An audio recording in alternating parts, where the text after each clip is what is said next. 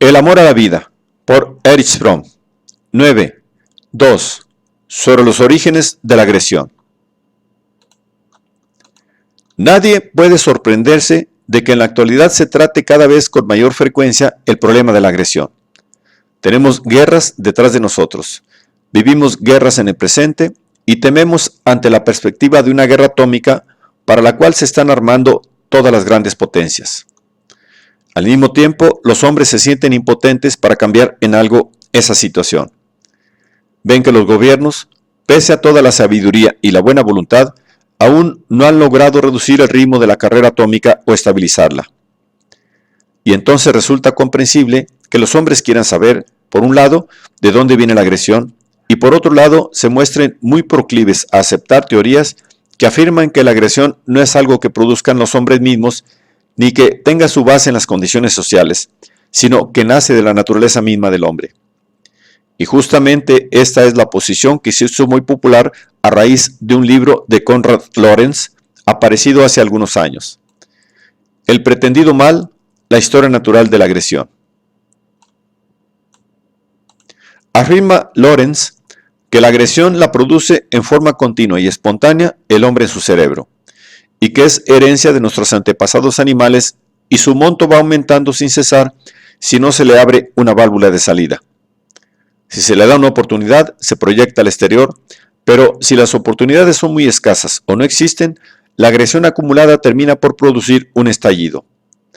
El hombre no puede dejar de cometer después de un cierto tiempo actos agresivos, pues en él se va acumulando la energía agresiva. Esta teoría podría denominarse hidráulica. Cuanto más aumenta la presión, tanto mayor es la probabilidad de que el agua o el vapor terminen estallando. Lorenz dio un ejemplo muy bueno para ilustrar esta teoría. El cuento de su tía de Viena. Esta señora tomaba cada 6 meses una sirvienta nueva. Estoy hablando de los viejos tiempos. Y cuando comenzaba a trabajar la sirvienta, la señora se mostraba siempre muy contenta y tenía las más halagüeñas expectativas. Eso duraba 1 o 2 semanas. Luego la satisfacción se iba esfumando lentamente. Finalmente menudeaban las críticas, crecía la insatisfacción y, más o menos a los 6 meses, la señora estaba tan encolorizada contra la sirvienta que la despedía. Eso ocurría en forma más o menos regular cada 6 meses. Este ejemplo pretende mostrar cómo se acumula lentamente la agresión y cómo, luego, en un cierto punto, debe descargarse. Ahora bien, visto desde afuera, quizás parezca así, pero si uno entiende un poco más de los hombres que Lorenz, él sabe muchísimo de animales, se da cuenta de que esa no es una explicación muy convincente. Un psicoanalista, y no solo sino la mayoría de los hombres dotados de un poquito de penetración, formularía la hipótesis de que esta tía era una mujer muy narcisista, muy explotadora, que al tomar a una sirvienta quería comprar, junto con el sueldo o jornal, no solo un trabajo de 8 horas, sino también el amor, la confianza, la fidelidad y 15 horas de trabajo por día. Así que el tomar a una nueva muchacha siempre lo hacía con esta gran expectativa, y siempre le resultaba prolija y atractiva porque presuponía que esa era la buena. Pero al observarla más de cerca, la sirvienta resultaba ser una persona que no correspondía para nada a sus expectativas. Así que se iba desilusionando, encolerizando y la despedía con la esperanza de que a la vez siguiente encontraría la buena. Como además es probable que no tuviera mucho que hacer, esto le daba a su vida un elemento dramático. Y tenía algo para contar. Quizás fuera el tema principal sobre el que hablaba con sus amigas. Por lo tanto, todo esto no tiene nada que ver con agresividad acumulada, sino con una estructura caracterial totalmente determinada. Y estoy seguro de que al menos las personas de más edad entre mis oyentes conocen a una cantidad de hombres que en un caso similar se comportarían exactamente así, se tratara o no de sirvientas. La teoría del instinto agresivo innato, en cuyos detalles no puedo entrar aquí, se aproxima, en cierta manera, a la anterior teoría del instinto de muerte. El supuesto de Freud, a partir de la década de 1920, fue que en cada hombre, en todas las células, en toda sustancia viva, existen 2 instintos, el de vida y el de autodestrucción. Y este impulso a la autodestrucción, o mejor dicho, el instinto de muerte, se expresa dirigiéndose hacia afuera y entonces se manifiesta como destructividad, o hacia adentro y entonces aparece como una fuerza autodestructiva, que lleva a la enfermedad, al suicidio o mezclada con impulsos sexuales al masoquismo. El instinto de muerte es algo innato en el hombre. No está condicionado por las circunstancias. No hay nada que lo produzca, sino que al hombre solo le cabe propiamente elegir entre dirigir ese instinto de aniquilación y muerte contra sí mismo o contra otros. Y con esto debe enfrentar una elección realmente trágica. Esas teorías acerca de la agresión innata apenas aparecen en los científicos que desde hace muchos años se han ocupado de este problema. En general, los psicólogos suponen que la agresión está condicionada por las relaciones sociales, es orientada por estímulos perfectamente determinados, por la cultura, etc., e igualmente por diversas circunstancias. Pero la teoría de la agresión de Lorenz ha encontrado justamente gran popularidad en la opinión pública, debido, a mi juicio, a los motivos que he mencionado anteriormente. Esa teoría da una explicación que nos engaña respecto de la posibilidad de hacer algo. Lo que nos pide es una adecuada resignación. Pero si todos estos peligros y todas estas agresiones son precisamente innatas en el hombre, ¿y qué puede hacer entonces el hombre contra su propia naturaleza? Ha habido siempre dos puntos de vista. El hombre es por naturaleza malo, destructivo, y por ende la guerra es inevitable y también lo es la existencia de autoridades coactivas, pues se debe controlar al hombre, protegerlo de su propia agresividad. Y la otra idea, el hombre es bueno por naturaleza, solo es malo debido a las circunstancias sociales. Y cuando cambien las circunstancias, se podrá reducir la maldad y la agresividad del hombre, e incluso borrarlas de la faz de la tierra. Ambos puntos de vista contienen parciales exageraciones. Quienes hablan de una agresividad natural e innata del hombre tienden a pasar por alto que hubo muchísimas épocas de la historia social, muchísimas culturas e individuos en que la agresividad fue extraordinariamente baja. Pero si la agresión fuera innata, eso no podría haber ocurrido. Por otra parte, los optimistas que estaban contra la guerra, a favor de la paz y de la justicia social, se inclinaban a minusvalorar al máximo, si no directamente a negar, la significación e intensidad de la agresividad humana. Esta fue la opinión de los filósofos iluministas en Francia, y ese punto de vista optimista se refleja incluso en parte en la obra de Karl Marx y en las convicciones de los primeros pensadores socialistas. Por mi parte, adopto aquí una tercera posición, aunque me ubique más cerca de la segunda que de la primera. Ante todo, parto de la consideración de que el hombre es mucho más destructivo y cruel que el animal. El animal no es sádico, no es hostil a la vida, pero la historia humana es un documento de inigualable crueldad y la extraordinaria destructividad del hombre. Desde este punto de vista no es necesario empequeñecer la fuerza, la intensidad de la agresividad. Pero creo que las raíces de la agresividad no residen en la animalidad del hombre, sino que al ser mayor la agresividad humana que la de los animales, la primera debe originarse en las condiciones específicas de la existencia humana. La agresividad es mala, la destructividad es mala, y no solo un pretendido mal, como opina Lorenz, pero es humana. Es una posibilidad que reside en el hombre, en todos nosotros, y que se manifiesta cuando uno no se ha desarrollado de una manera más adaptada y madura. La extra agresión humana, es decir, la agresión que es mayor en el hombre que en el animal, se fundamenta en el carácter humano. En este caso quiero decir carácter no en el sentido jurídico, sino en el sentido psicoanalítico, como un sistema de relaciones del hombre con el mundo.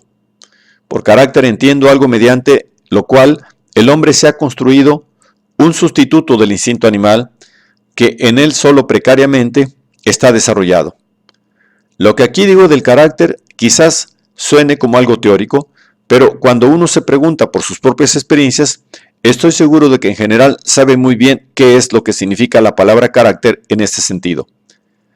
Todos conocemos hombres de los que decimos que tienen un carácter sádico, pero también hemos encontrado otros que caracterizamos como buenas personas. Con eso no queremos significar, por supuesto, que un hombre se comportó una vez en forma sádica o que una vez se mostró muy amistoso, sino que nos referimos a una peculiaridad caracterológica que se observa a lo largo de toda su vida. Hay hombres sádicos que nunca se comportan sádicamente porque no se les presenta la oportunidad. Y solo una observación muy fina permite a veces detectar pequeñas conductas sádicas. Y hay caracteres que por su disposición básica no son destructivos y que, sin embargo, podrían llevar a que en caso de cólera o desesperación, una persona matara a alguien. Pero ello no basta para convertirlos en caracteres destructivos. Si se parte del punto de vista de que la maldad es propia del hombre y se funda en la existencia de éste y no en su pasado ferino, se evita también una paradoja lógica que difícilmente puedan esquivar los teóricos del instinto. En efecto, estos intentan explicar la mayor agresividad del hombre partiendo de la menor agresividad del animal. ¿Cómo se lo puede lograr? No es posible suponer que lo que el hombre ha heredado del animal lo lleva a ser mucho más agresivo y destructivo que éste, sino que es lógico pensar que aquello en lo que el hombre se comporta en forma diferente del animal, es decir, su mayor crueldad, es algo que no ha heredado de éste, sino que se funda en las condiciones de la existencia humana. Ahora bien, vamos a referirnos en primer lugar a la agresividad animal. La agresividad animal es biológicamente adecuada. Sirve a la autoconservación del individuo y de la especie en el animal, y se moviliza cuando factores del exterior amenazan intereses vitales del animal, es decir, constituyen un peligro para su vida, su alimentación, sus relaciones con el otro sexo, su territorio, etc. Si aparece ese peligro, el animal reacciona, y también lo hace el hombre, con agresividad o huyendo, retirándose ante el enemigo. Cuando esa amenaza no está a la vista, no se moviliza ninguna agresividad. La agresividad está por lo tanto presente en el cerebro como un mecanismo que siempre puede ser estimulado como posibilidad, pero que si no se produce ningún estímulo, si no hay factores desencadenantes, no se almacena y no fuerza a ningún comportamiento, es decir, no corresponde al modelo hidráulico. Esto lo acentuó por primera vez en forma categórica el neurofisiólogo Hess. Esto lo acentuó por primera vez en forma categórica el neurofisiólogo Hess, que mostró cuáles son los centros o regiones del cerebro que producen agresividad cuando actúan los estímulos adecuados, es decir, cuando una amenaza a intereses vitales los moviliza. Esto se diferencia de la agresividad del animal de presa. Este no ataca porque se sienta amenazado, sino porque busca su alimento. También es de carácter neurofisiológico la agresividad de los animales de presa y se ubica en otras zonas del cerebro distintas de las correspondientes a la agresividad defensiva de los animales.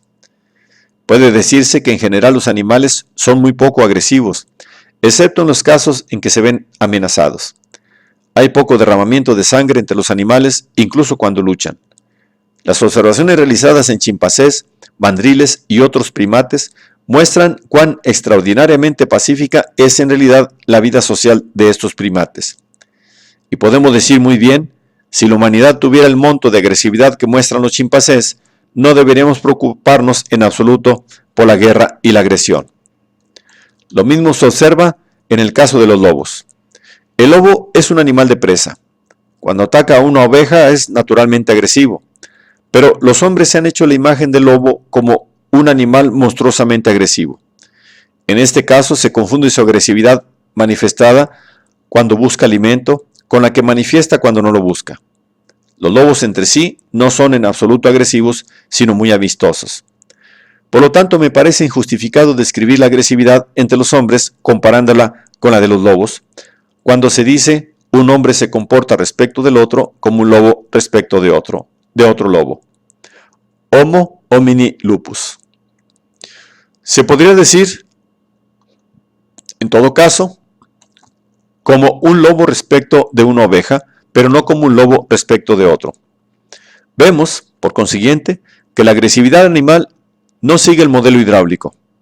En tanto el animal no se sienta amenazado, no existirá ninguna agresividad creciente que aumente sin cesar y lleve por último a la explosión. Podríamos decirlo también de otra manera. La agresividad del hombre es una posibilidad que reside biológicamente en el cerebro, pero no constituye una necesidad. No se manifiesta si no es activada por determinadas circunstancias que sirven a la conservación de la vida. Es muy importante afirmar esta idea contra la tesis conductista, según la cual la agresividad solo es algo aprendido y el hombre solo se vuelve agresivo debido a las circunstancias. La cosa no es tan simple, pues si solo tuviera que aprender la agresividad frente a las circunstancias, ésta no se movilizaría en forma tan rápida e intensa como de hecho ocurre e incluso debe ocurrir. En cambio, sucede que la agresividad preexiste biológicamente como disposición, como posibilidad, que puede movilizarse muy rápido porque ya existen y funcionan todos los mecanismos neurofisiológicos que, como decía más arriba, tienen que movilizarse y sin esta movilización no actúan. Aclararé esto con un ejemplo sencillo. Si un hombre para defenderse tiene de noche un revólver a su lado en la cama o de día en su escritorio, esto no significa que vaya a disparar a cualquier momento, sino que utilizará el revólver en caso de peligro. Exactamente así está dispuesta nuestra fisiología cerebral. El revólver existe ya en nuestro cerebro, por así decirlo, como una posibilidad de rápida reacción y ataque, pero no como creen los instintivistas, que la existencia de esa disposición lleva a que el hombre está lleno de agresiones que al final deben explotar. Debemos finalmente coincidir con Hess y los neurofisiólogos cuando afirman que el animal reacciona ante los peligros no solo con agresión, sino también huyendo, y tan frecuentemente con una conducta como con la otra. El ataque es solo la última ratio que se presenta cuando el animal ya no puede huir. Entonces ataca, entonces lucha. Quien habla de un instinto agresivo del hombre debería hablar también de un instinto de fuga del hombre.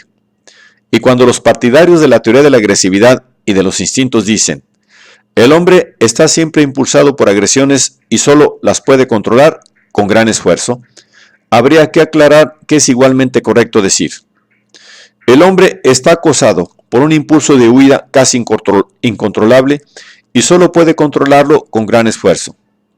En verdad, cualquiera que haya observado guerras sabe cuán fuerte es el impulso de fuga en el hombre. Si no necesitáramos las leyes, según las cuales la deserción se castiga a menudo con la muerte. En otras palabras, el hombre tiene dos posibilidades dadas por su cerebro para reaccionar a un ataque, con agresión o con huida. Pero ambas, el impulso de huida y el de agresión, se mantienen en potencia si no ocurre ningún ataque ni se enfrenta a ninguna amenaza, y no producen por sí mismas un impulso interno de agresión o de huida que actúe permanentemente y se vaya acrecentando sin cesar. Hemos visto que la teoría hidráulica de la agresión, como la ha expuesto Lorenz y en cierto modo también Freud, con su teoría del instinto de muerte, es insostenible.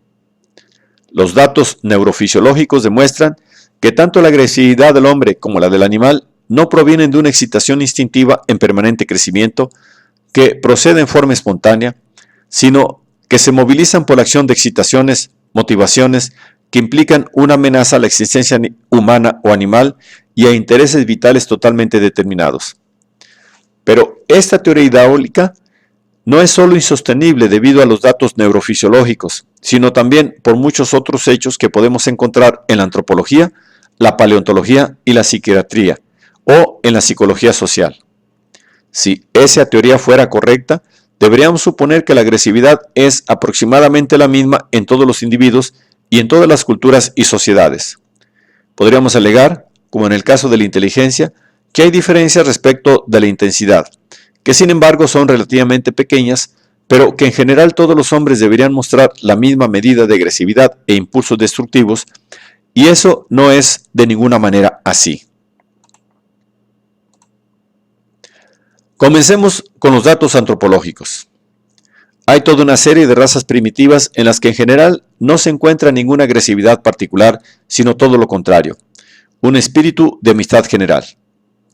En la descripción de estas razas se encuentra toda una serie de rasgos que constituyen un síndrome y se corresponden entre sí.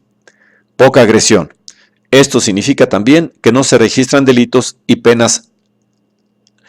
apenas algún asesinato. Además, no hay propiedad privada, ni explotación, ni jerarquías.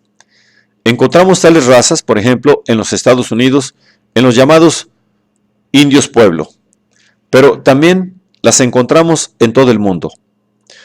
Colin Turnbull ha hecho una descripción muy interesante de una raza cuyos miembros no son campesinos como los pueblos, sino cazadores totalmente primitivos, que no se diferencian mucho de los cazadores de hace 30.000 años. Se trata de los pigmeos de África Central. Viven en una selva virgen. Entre ellos hay muy poca agresión. Naturalmente, a veces alguien se enoja y entonces muchas personas que cuestionan esta tesis anotan. Pero fíjese ahí, ese hombre se ha enojado. Esta es, naturalmente, una manera muy poco retaseada de ver las cosas.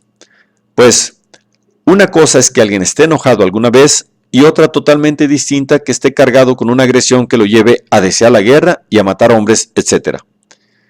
Tiene alguien que tener muy pocas dotes de observador para no percibir ninguna diferencia entre que alguien se encolerice una vez o que sea un hombre destructivo y lleno de odio. Estos cazadores viven en la selva virgen, sienten a la selva como su madre, cazan, como todos los cazadores, todos los animales que necesitan, todos los que pueden comer. Es natural que ni se plantee la posibilidad de almacenar algo, pues la carne no se puede conservar. Se caza precisamente lo que se necesita. Tampoco hay grandes sobrantes, sino en general lo suficiente para vivir. Por eso no existe la propiedad privada. Y no tiene ningún jefe. ¿Para qué serviría? La vida se regula según las necesidades del momento y todos saben lo que hay que hacer. Si se prefiere formularlo así, existe entre estas razas una democracia profundamente arraigada. Nadie le prescribe nada a otro. Y tampoco hay razones para ello. No tendría ningún provecho hacerlo. Naturalmente, tampoco existe ahí ninguna clase de explotación. ¿Para qué podría querer alguien explotar a otro? ¿Para que case por uno y no tener que hacerlo por sí mismo? Pero entonces la vida resultaría espantosamente aburrida. ¿Y para qué otra cosa? No hay nada que el otro pueda hacer por mí. La vida familiar es pacífica. Reina en general la monogamía con gran facilidad de divorcio. Y antes del matrimonio las relaciones sexuales son libres. La sexualidad no va acompañada por sentimientos de culpa. Habitualmente la pareja se casa cuando la mujer está embarazada. Después ambos permanecen juntos toda la vida, salvo en el caso de que ya no quieran convivir, cosa que no es tan frecuente. Además, los hombres no tienen ninguna preocupación, aunque eso no es tan simple si se vive de la caza, pues muchas veces los animales no se encuentran y hay años malos. Pero ellos confían en la selva, en que ésta los alimentará. No están obsesionados por la idea de que se deben utilizar más cosas, ahorrar más, tener más, por lo que también viven en general muy contentos. Tales razas constituyen la verdadera sociedad de abundancia, no porque sean tan ricos, sino porque no quieren más de lo que tienen. Y lo que tienen les basta para llevar una vida más segura y también agradable. Querría acentuar muy particularmente qué importante es ver siempre en estos planteos el sistema y la... Querría acentuar muy particularmente qué importante es ver siempre en estos planteos el sistema y la estructura en lugar de seleccionar un solo rasgo. Si solo se pregunta si algo es agresividad o no agresividad, es muy difícil responder. Pero si dirige la mirada a la estructura, ve que tiene delante hombres en general amistosos que no luchan entre sí ni están celosos unos de otros, y que la falta de agresividad no es una parte lógica de todo el sistema psíquico y también social. Y también vemos cuán estrechamente se entrelazan ambos sistemas. Una de las épocas más interesantes de la historia humana es la llamada Revolución Neolítica. Tuvo lugar en Asia Menor hace unos 10.000 años con el desarrollo de la agricultura. Por lo demás, es muy verosímil, aunque no haya prueba alguna de ello, que hayan sido las mujeres las que descubrieron la agricultura. Es decir, descubrieron que también se cultiva hierba salvaje y que se la puede mejorar transformándola en trigo o grano comestible. Los hombres no eran tan descubridores o se dedicaban probablemente al mismo tiempo a la caza y a la cría de ovejas. Con la agricultura se descubrió que es posible no limitarse a comer lo que la naturaleza produce por sí misma, sino que uno puede insertarse en forma productiva en el proceso natural y que el hombre puede producir algo con su propia razón y su propia habilidad. Esto ocurrió, como hemos dicho, hace solo unos pocos milenios. En estos primeros 4000 años, digamos, de la Revolución Neolítica, encontramos una sociedad verosímilmente muy amistosa, quizás en muchos aspectos similar a la que conocemos por los indios pueblos norteamericanos, donde la vida estaba presumiblemente organizada incluso en forma matriarcal en pequeñas aldeas. Si se producía un poquito más de lo necesario para el momento, había mayores seguridades para ampliar la población. Pero no se acumuló tanto como para que naciera la envidia y quisieran despojarse los unos a los otros. En esta sociedad neolítica reinaba verosímilmente, como entre las razas que he mencionado, una forma democrática muy genuina de vida.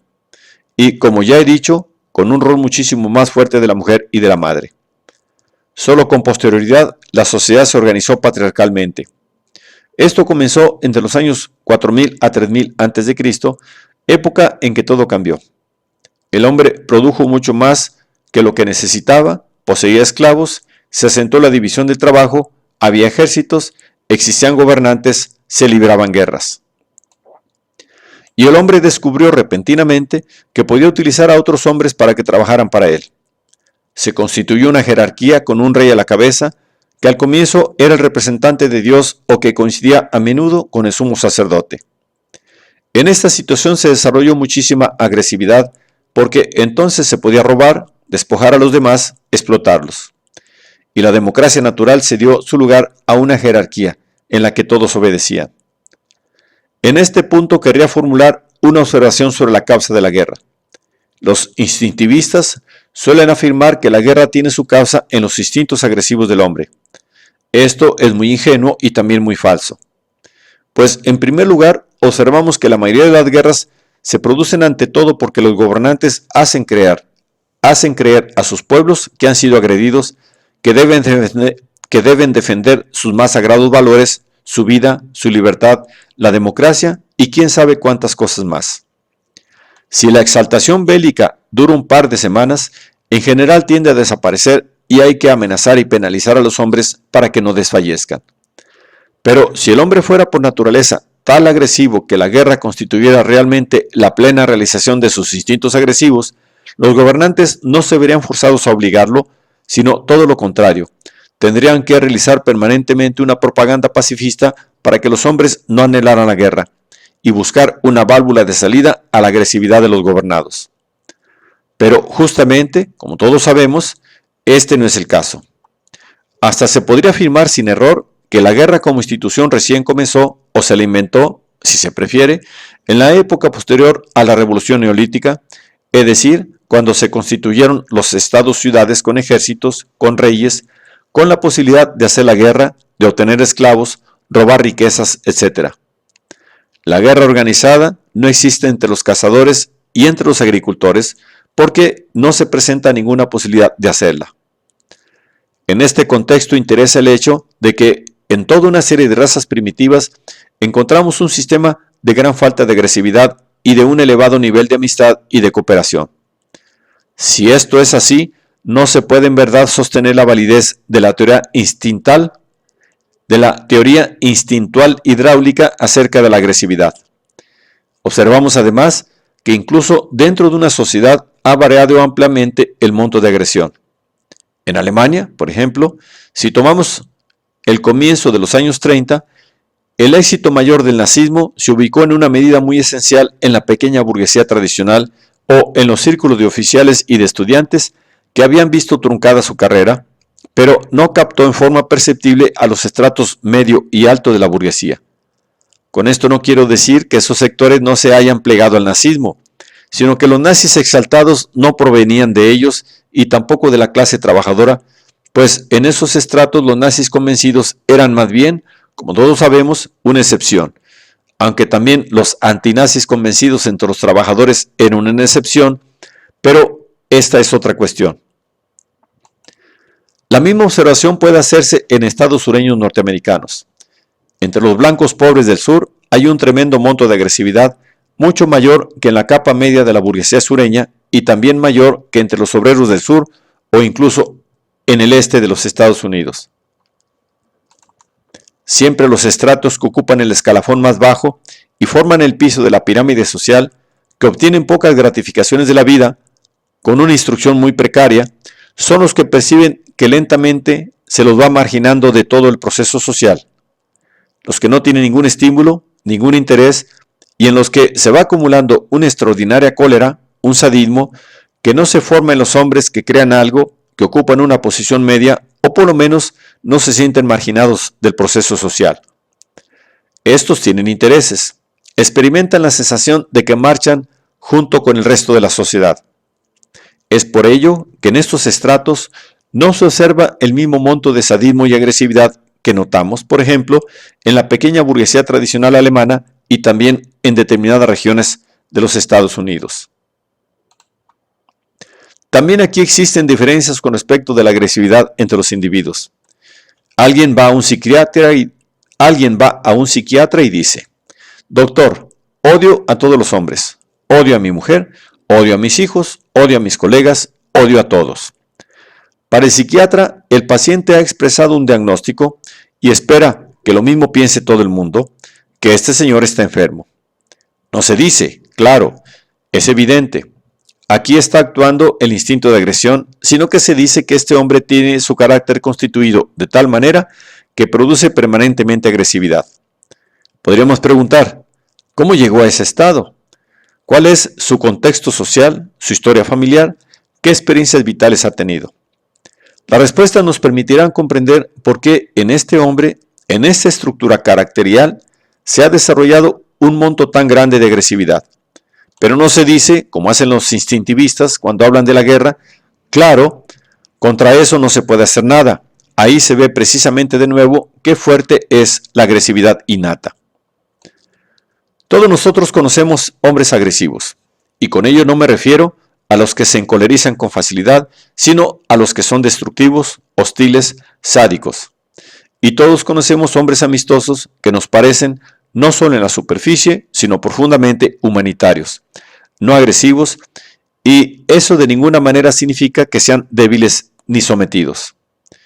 Si uno no nota esta diferencia, es deficiente en este aspecto, y así ocurre con muchos hombres que no perciben esta diferencia. Pero la mayoría que tiene un mínimo de percepción sabe perfectamente que existe esta diferencia caracterológica. Debemos preguntarnos ahora con mayor detalle qué ocurre en el caso de la agresión específicamente humana. Hasta este momento nos hemos referido a los motivos por los que no sigue la imagen hidráulica. En principio, se puede distinguir entre dos clases de agresividad en el hombre. Una, si se quiere, biológicamente adaptada, defensiva, que es la misma del animal, y otra que no se encuentra en los animales, es decir, la agresión específicamente humana, peculiar de la crueldad humana, por una parte, y de la pasión humana, de hostilidad a lo viviente, del odio a la vida, es decir, necrofilia, sobre la cual, por otra parte, no puedo extenderme aquí. Para comenzar, limitémonos a la primera clase, a la agresividad humana biológicamente adaptada, a la que es igual a la del animal. Ya lo hemos visto, el animal acciona con agresión sobre la base de su organización neurofisiológica, que es igual a la del hombre si sus intereses vitales se ven amenazados. Así también lo hace el hombre, pero en él esta agresión reactiva o defensiva, es de mucha mayor amplitud, fundamentalmente por dos razones. En primer lugar, el animal solo vive la amenaza en el presente, es decir, su vivencia es, en este momento estoy amenazado. El hombre, como puede pensar, se representa el futuro. Por ello puede también vivenciar una amenaza no como ya existente, sino como previsible en el futuro. El hombre reacciona entonces no solo ante la amenaza existente en el momento, sino también ante la que puede tener que enfrentar en el futuro. Naturalmente, esto le da a la agresión reactiva un alcance mucho mayor, pues es muy grande el número de hombres y de situaciones en las que se da la perspectiva de una amenaza futura. En segundo lugar, la agresión reactiva es mucho más amplia en el hombre porque al hombre se le puede sugerir algo y en cambio al animal no. Se puede persuadir al hombre de que su vida y su libertad están amenazadas. Para ello se emplean símbolos. Al animal no se le puede lavar el cerebro porque carece de símbolos y de palabras. Si se convence a un hombre de que está amenazado, Su reacción subjetiva será la misma que si estuviera realmente amenazado, pues sus reacciones no diferirán en nada por el hecho de que solo crea que está amenazado. No necesito extenderme aplicando en cuántos casos pudieron producirse guerras mediante el recurso de convencer a los hombres de que estaban amenazados. Con ello se logra despertar la agresividad requerida para lanzar a los hombres a la guerra. Finalmente, hay un tercer motivo. El hombre tiene intereses vitales especiales que consisten en que tiene valores, ideales, instituciones con los que se identifica, de modo que un ataque contra estos ideales, contra las personas de interés vital para él, contra las instituciones que para él son sagradas, puede tener el mismo significado que un ataque a su vida, a sus medios de subsistencia. Lo que está en cuestión puede ser la idea de libertad, la de honor, los mayores, el padre, la madre, los antepasados en determinadas culturas, el Estado, la bandera, el gobierno, la religión, Dios. Todos estos valores, instituciones o ideales tienen tanta importancia vital para el hombre como su vida corporal. Cuando estén amenazados, el hombre reacciona con hostilidad. Si se reúnen estos tres factores, resulta comprensible que la hostilidad defensiva del hombre, aunque se base en el mismo mecanismo que la del animal, sea mucho mayor, porque se enfrenta a un número mucho mayor de amenazas o son mucho más las cosas que el hombre vive como amenazadoras en comparación con el animal. El hombre comparte con el animal la agresividad defensiva biológicamente adaptada, que sirve a la defensa de sus intereses vitales contra cualquier ataque. Pero más allá de esto, hay en el hombre formas de agresividad que no observamos en los animales, que no son biológicamente adaptadas y no sirven a la defensa, sino que están enraizadas en su carácter. Es cuestión complicada en la que no puedo entrar aquí, la de averiguar por qué un hombre desarrolla un carácter tal proclive a la agresión. Con todo, existen tales caracteres y esto es exclusivo del hombre. Solo querría referirme aquí a una de sus manifestaciones, el carácter sádico. Frecuentemente, solo se entiende por sadismo la perversión sexual. Por ejemplo, la excitación sexual de un hombre puede depender de que golpee o maltrate a una mujer. Pero también se entiende por sadismo la pasión o deseo de lastimar corporalmente a otro hombre. La esencia del sadismo reside, sin embargo, en el hecho de que un hombre quiere tener control sobre otro ser viviente, un control total, absoluto. Puede tratarse de un animal, de un niño, de otro hombre. Siempre se trata de que ese otro ser vivo se vuelve propiedad, cosa, objeto dominado del hombre sádico. Cuando alguien puede obligar a otro hombre a soportar el dolor sin rebelarse, estamos ante una forma extrema de control, pero no la única. Encontramos este tipo de sadismo muchas veces entre los maestros, en el comportamiento con los prisioneros, etc. Vemos en esos casos cómo esas formas de sadismo, aunque no sean sexuales en sentido estricto, constituyen, lo repetimos, una clase que se podría caracterizar como caliente y epidérmica. Pero esta es solo una clase. El sadismo más difundido es el de tipo frío. No es epidérmico y no tiene nada que ver con la sexualidad, pero posee la misma peculiaridad que el sadismo epidérmico y sexual, a saber, el fin del control de la omnipotencia sobre otro ser humano para tenerlo totalmente en un puño como la arcilla en la mano del alfarero. Hay incluso formas benignas de sadismo. Todos las conocemos. Es el caso en que una persona, como ocurre en ocasiones con las madres o con los jefes de organizaciones, es decir, en todas las situaciones posibles, controla a otro hombre, pero no para su daño, sino para su beneficio. Le dice lo que debe hacer. Todo lo que debe hacer le está prescrito, pero todo eso es bueno para él. Y hasta puede que solo sea bueno o, digamos, mejor útil. Para él perder su libertad y hacerse totalmente dependiente. Muchas veces encontramos esa situación en las relaciones de las madres o de los padres con sus hijos, y en este caso el hombre sádico no está para nada consciente, naturalmente, ni del más mínimo impulso sádico, pues tiene la mejor intención. Tampoco la víctima del sadismo está consciente de lo que le ocurre, pues ve que obtiene un beneficio de ello. Solo hay, precisamente, una cosa que no ve, que se daña su alma, que así surge un hombre sometido, dependiente, esclavo. Para comenzar, querría dar un ejemplo de una de las más extensas formas de sadismo en que un hombre siente la pasión de la absoluta omnipotencia, en que quiere ser Dios. Esto está muy bien representado en una obra de teatro, Calígula, de Camus. Calígula, el emperador romano, un tirano, tiene un poder ilimitado. Al comienzo quizás no haya sido para nada tan distinto de los demás hombres, pero luego llega a una situación en la que siente que él realmente fuera, pero luego llega a una situación en la que siente que él está realmente fuera de las condiciones normales de la existencia humana. Por lo tanto, su poder es ilimitado. Así, empieza seduciendo a las mujeres de sus amigos. Estos lo saben, no solo porque lo han descubierto, sino que Calígula se los hace notar claramente. Pero tienen que seguir tratándolo, mostrarse corteses y sonreír. Si no quieren que los asesinen, nunca deben atreverse ni siquiera a dejar ver su enojo o su indignación.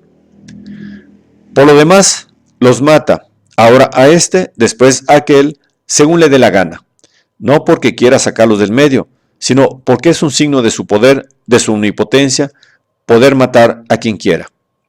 Pero ni siquiera esto calma ese deseo de omnipotencia, pues en última instancia también eso que hace es algo limitado.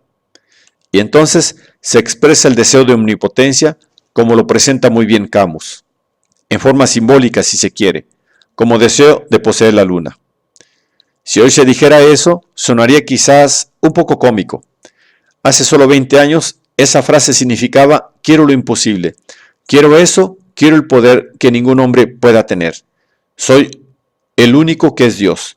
Tengo control sobre todo y cada cosa. Lo que quiero, puedo hacerlo. Cuando lo domina la pasión del control absoluto, el hombre intenta eludir y superar las condiciones de la existencia humana, pues es propio de esta la imposibilidad de lograr la omnipotencia. Y aun cuando un hombre tenga muchísimo poder, la muerte le muestra cuán impotente es contra la naturaleza. Camus describe muy persuasivamente cómo Calígula, al comienzo, no se diferenciaba de los demás, hasta que luego enloqueció. Se volvió loco porque intentó superar los límites de la existencia humana, como se vuelve loco cualquiera que lo intenta, y ya no puede encontrar el camino de retorno. Vemos en este caso que la locura no es propiamente una forma de enfermedad, como creemos habitualmente, sino una determinada manera de resolver el problema de la existencia humana. El loco niega la impotencia que es inherente al hombre y lo atormenta, al no reconocer límite alguno de su fantasía. Se comporta como si esa impotencia no existiera, pero como existe, tiene que perder la razón si se mantiene firme en su propósito. Si se prefiere, no se trata de una enfermedad, sino de una filosofía, o, dicho mejor, con mayor exactitud, de una forma de religión. La locura es el intento de negar la impotencia humana, de desconocerla. En tanto, de una manera muy determinada, el loco se hace la idea de que ésta no existe. Es, en verdad, cierto que hace 50 años se creía que los Calígulas solo habían existido en la historia romana. Entretanto, hemos llegado a ver en el siglo XX que existe toda una serie de Calígulas en Europa, en Estados Unidos, en todas partes. Y todos los Calígulas están cortados por el mismo molde. Viven una sensación de ilimitado poderío y no los abandona nunca el afán de resolver los problemas de la existencia, negando las limitaciones de su poderío. Vemos esto claramente en Stalin y también en Hitler. Se ignora la limitación de la existencia humana y con ello comienza una determinada forma de locura. La mayoría de los hombres deben contentarse, por suerte, en la medida en que son sádicos y desean el control, con ejercitar este sadismo frío en formas más modestas, pero que de todos modos les dan una satisfacción. Se sabe que los padres pueden comportarse en forma sádica respecto a sus hijos, si pretenden ejercer sobre ellos un control completo. Esto ya no es hoy frecuente, porque los hijos no lo toleran tan fácilmente, pero hace 20, 30 o 40 años era cosa muy común. Los médicos conocen muchos casos en que se internan niños en hospitales con heridas de consideración resultantes de golpes o malos tratos de los padres. Y esto es solo un porcentaje muy pequeño de los malos tratos realmente sádicos que se registran, pues según la ley y también según la costumbre, los padres pueden hacer casi cualquier cosa con sus hijos mientras puedan afirmar que fue para bien del niño y los rastros corporales del maltrato no sean demasiado visibles sobre la intensidad del control y hasta de los malos tratos directamente sádicos por parte de los padres, se podrían escribir libros enteros. Lo mismo vale para los policías, las enfermeras, los carceleros, etc. Su poder no es como el de Calígula, también deben obedecer, son gentes muy pequeñas que no tienen mucho que decidir por su cuenta. Pero frente a los niños, a los enfermos, a los prisioneros, su poder es relativamente grande. Y así se encuentra un gran número de sádicos en estas profesiones. Con esto no quiero decir que la mayoría de los maestros o enfermeras sean sádicos, todo lo contrario. Hay justamente un gran número de personas que se hacen maestros o enfermeras porque sienten un impulso muy profundo que los lleva a ayudar, porque están dispuestos amistosamente respecto de los hombres, porque aman a los demás. Hablo en cambio de aquellos en los cuales ese impulso se haya reprimido y que en general no están conscientes de que más allá de las racionalizaciones, que ellos mismos se construyen, hay en realidad una gran pasión por controlar. Encontramos muy frecuentemente este afán controlador también en los burócratas. Quiero dar un ejemplo muy simple, que seguramente todos hemos observado a menudo. Pensemos en el hombre que atiende la ventanilla en una oficina de correos. Ha habido en el lugar una cola de 15 personas esperando y alrededor de las 6, hora de cierre, aún esperan 2. Justamente al dar las 6, el empleado cierra la ventanilla. Las 2 personas, que ya esperaron media hora, tienen que irse sin ser atendidos y vemos una levísima sonrisa dibujada en los finos labios del burócrata, una sonrisa leve y sádica. Le produce placer que esas 2 personas tengan que irse, que él tenga el poder de hacer que hayan esperado inútilmente y deban volver al día siguiente. Quizás podría dedicar un minuto más, pero no lo hace. Eso lo haría quien abrigara sentimientos amistosos hacia sus congéneres y lo hacen también muchas personas en la misma situación. El sádico no solo cierra porque es la hora de cerrar, sino que goza al hacerlo. Y aunque no gane un gran sueldo, este placer sádico también es para él una parte de su sueldo que por nada querría perder. Querría dar un ejemplo de un sádico que hizo muchas más cosas malas que limitarse a controlar. Se trata de Heinrich Himmler. Transcribiré una breve carta que escribió a un alto oficial de las SS, el conde Adalbert Kotulinski. Querido Kotulinski, usted ha estado muy enfermo y su corazón le dio mucho que hacer. En interés de su salud, le impongo por 2 años la total prohibición de fumar. Luego de esos 2 años me presentará usted un certificado médico de salud. Entonces decidiremos si se levantará la prohibición de fumar o se la mantendrá. Heil Hitler. Eso es control y es también humillación. Himmler trata a este hombre adulto como si fuera un escolar tonto. Le escribe de una manera tal que el otro deba sentirse humillado. Lo controla.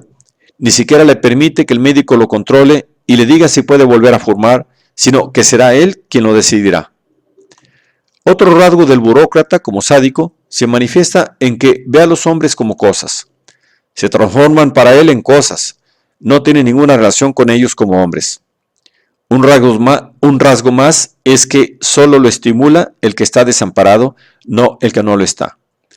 El sádico es habitualmente servil con los superiores, pero el desamparado, o aquel al que él puede poner en situación de desamparo, como un niño, un enfermo, o en determinadas circunstancias un opositor político, provocan su sadismo.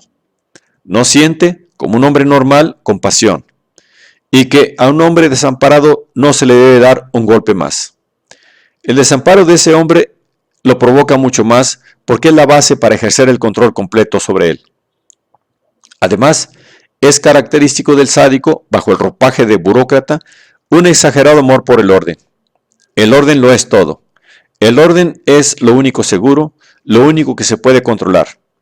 Los hombres que tienen un exagerado sentido del orden experimentan por lo común angustia ante la vida, pues la vida no es ordenada, es espontánea, trae consigo sorpresas. La única seguridad que tenemos es la de la muerte, pero lo que ocurre con la vida es siempre nuevo. El sádico, que es desvinculado, para el que todo se vuelve cosa, odia lo viviente porque eso lo amenaza, pero ama el orden. Es por ello característico, por ejemplo, en el caso de Himmler, que haya llevado durante 10 años un diario desde que tenía 14 años, donde consignaba los hechos más triviales. Cuántos pancitos había comido, si el tren había llegado a horario. Todo eso, cada pequeñez que hacía, debía quedar clasificada. O llevaba una lista de correspondencia, también de joven, sobre todas las cartas que había escrito y recibido. Eso es el orden. Y así podemos decir, este es el carácter ordenado de un determinado tipo, el del burócrata de viejo cuño, para el cual la vida no es nada, pero el orden y la regla lo es todo. Es interesante que Eichmann, cuando se le preguntó en Jerusalén si tenía sentimientos de culpa, fue interrogado ahí por un psiquiatra muy humano y aparentemente se sentía totalmente libre, respondiera que sí, que los tenía. Y cuando le preguntaron por qué, dijo que porque de niño, en la escuela, se había hecho 2 veces la rabona. No era muy astuto proceder así como acusado en esa situación. Si hubiera querido ser astuto, habría podido decir que tenía sentimientos de culpa porque había asesinado a tantos judíos. Pero era del todo franco y eso le resultaba totalmente natural, pues había transgredido el orden. El burócrata solo conoce un pecado, la transgresión del orden, el contravenir las reglas. Finalmente, también es típico del carácter sádico el sometimiento. El sádico desea controlar al débil, pero tiene tan poca vida en sí que no puede vivir sin someterse a uno más fuerte. Himmler, por ejemplo, hizo de Hitler su ídolo.